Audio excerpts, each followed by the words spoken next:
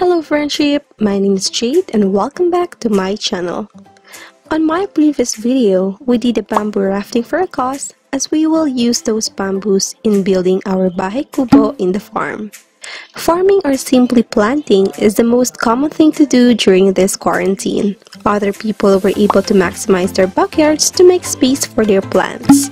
Other people became resourceful and was able to recycle non-biodegradable trash into pots, while some were glad that they have a piece of land to do an actual farming, which will become beneficial for the entire family in the coming days, as we don't know how long this pandemic would last.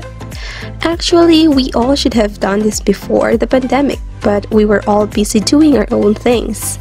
Naging way na din siguro itong pandemic so we could at least experience how it feels to put food on the table na tayo mismo ang nagtanim.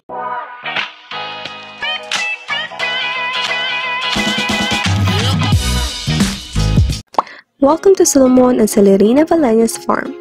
This is used to be a bountiful farm during our childhood days. Napakasipag kasi ng lolo namin sa pagtatanim.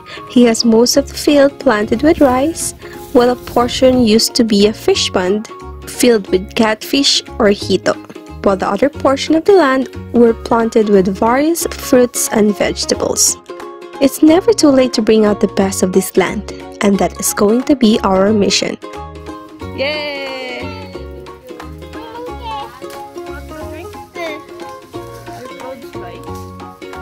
Gipan.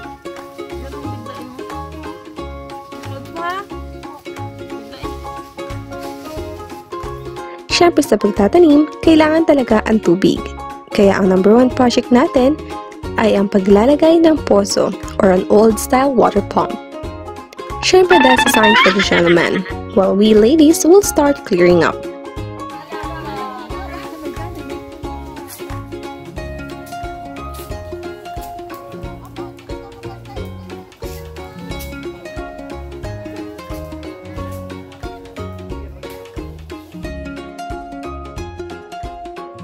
They will be installing a JETMATIC manual water pump.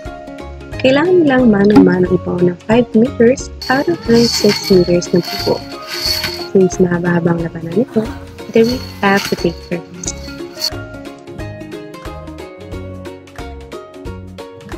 One eternity later.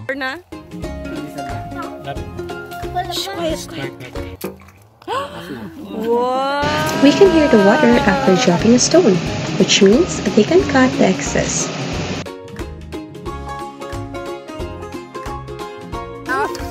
Bayad na to ha. Ay.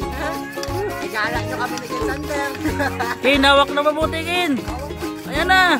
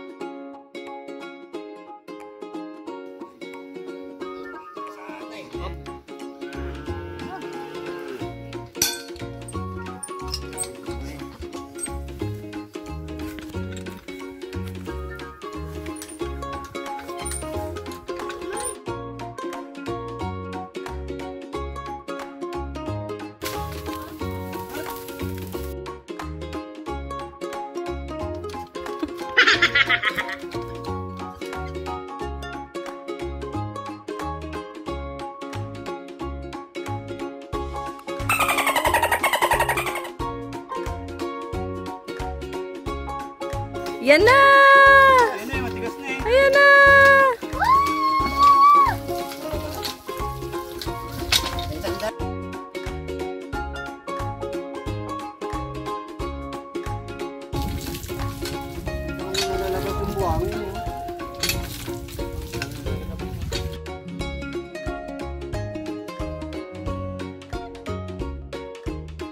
Eventually.